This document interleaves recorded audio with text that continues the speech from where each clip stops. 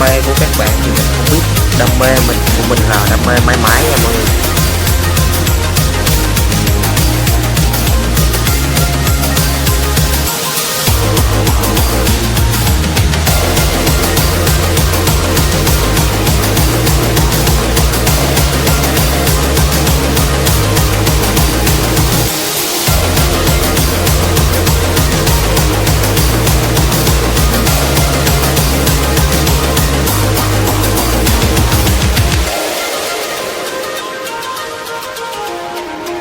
Mình cũng thích đi với những người bạn và những chuyến đi ý nghĩa.